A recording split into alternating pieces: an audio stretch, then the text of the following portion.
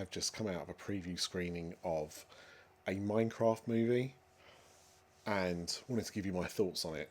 I am not the target audience for a Minecraft movie for two reasons. Number one, I'm not a child, or, and I guess the second one, I'm not a fan of the games. I've never played the games. I'm not.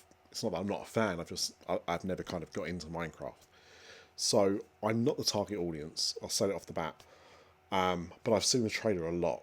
My son's been obsessed with this trailer. I've seen the trailer at home and at the cinema for far too many times.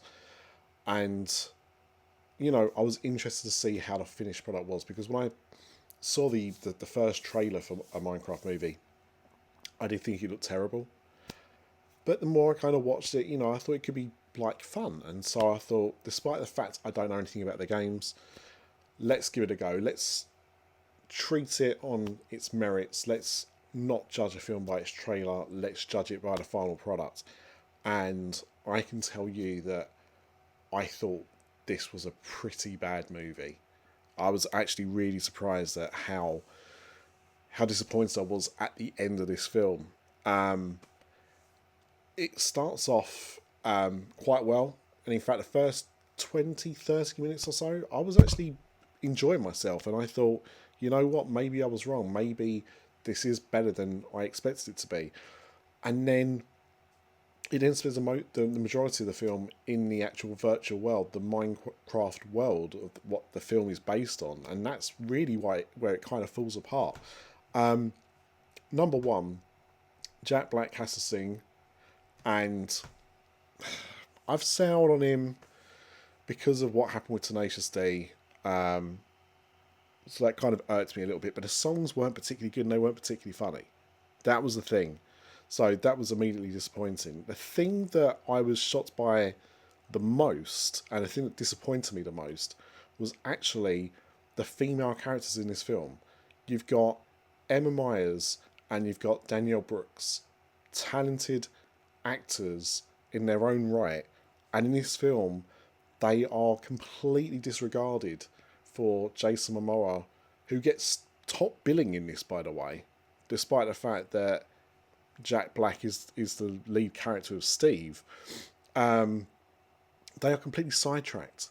They are reduced to, if you've seen the trailer, and they kind of go to them for a witty little line, close up of their face, that is about 85% of their screen time is just close-ups of their face with them saying something quirky at the time. That's it. I was shocked at how underwritten the characters were, and again, it is not their fault. That is due to the director. More on him in a second. But the film itself, it's not particularly funny. I did laugh more than 5 times, but they were quite spread out. And then there's also this side story with Jennifer Coolidge, who plays like a principal of a school, the school that the lead boy character goes to, and completely comedy role, and she's being Jennifer Coolidge, which is fine, but there's a weird subplot which does get paid off in the end credits. There is a post-credit scene, and that was the highlight of the film for me, was the post-credit scene. But she has this side story which doesn't tie in with the main bulk of the film, and just feels like it came from a completely different movie, even though when you see it, you'll understand it's very integral to the film, but it's weird why it's in there. Lots of weird things that go on with this film. I found it didn't make a lot of sense. They do things and then things change and then things happen again. It's weird. Like, it doesn't seem to make a lot of sense. It almost feels like they did reshoots that didn't fit in with the original cut of the film, and they haven't tied up the loose ends properly. I don't know. It just, there were things in there which definitely didn't make sense to me, and I don't think it was because I wasn't paying attention. I think it was because I was paying attention, and that's why it was so obvious. Jason Momoa looks like he's having a fun time. Jack Black looks like he's having a fun time, which is good because they are the characters you follow for the majority of the film. But I found it tiresome. I didn't find it particularly entertaining. I was disappointed. 2 people walked out of my screening. It's very rare that people leave. They left about 20 minutes before the end. So they stuck out and watched quite a bit of it, but it was a youngish couple, and they just got up and left. It was strange, but what I will say is the kids in the audience seem to like it. They seem to be entertained by it. The adults in the room, though, didn't seem to be enjoying it very much. And I do think, it's hard for me to say if this film's a success in what it's trying to do, because again, I don't know enough about the franchise. So I don't know if they do. I got the impression that a lot of the things they did with how Minecraft works, with the construction of things, was done quite well, but the film as a whole just left me feeling like this was a real wasted opportunity. I'm just looking to see if there was anything else in the cast I wanted to kind of call out.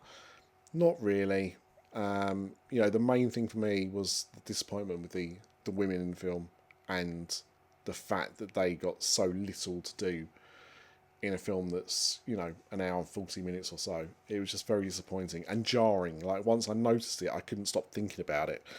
So look, is the Minecraft movie going to be a success? Yeah, I think it will do. I think it will be a success because it has a built-in audience.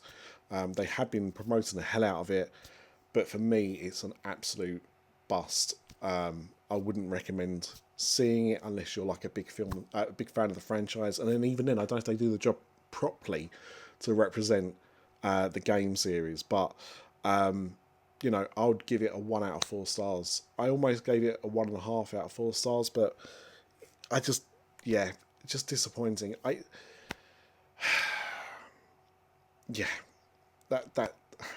don't know how else to elaborate it without spoiling stuff. I don't want to spoil stuff, but if you are looking for a family film that the whole family can pretty much go and watch, then it's not a bad choice, and there's not really much else out at the moment. But this to me is like the first blown Hollywood blockbuster of the year. I know some people would have said that was Snow White. Snow White's a far superior film to this, in my opinion. I think a lot more enjoyable. But, if you like Minecraft, or you've got kids to like Minecraft, then, maybe take them to go and see it. But if you're not a fan, if you've seen the trailers and you weren't sure what to make of it, you're probably right. Go with that judgment. Don't waste your time seeing it at the cinema.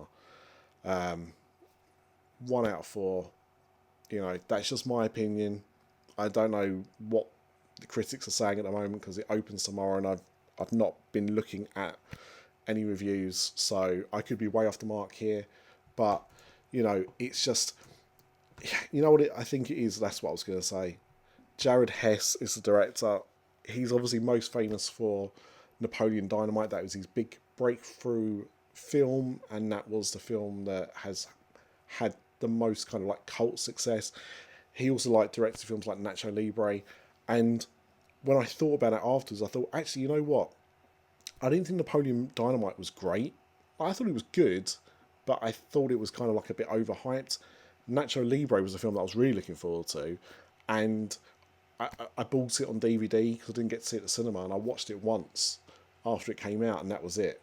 It just didn't entertain me enough. I think I just don't like his films. Maybe that's what it is, but you know what? I hope for Warner it's a big success, because they've not had a lot of success recently, and it's good when studios get big hits, but this is not a film that I'm desperate to see a sequel for. So that's my opinion on Minecraft. Let me know in the comments what you think about it. Did you enjoy it? Did you bother to go and see it?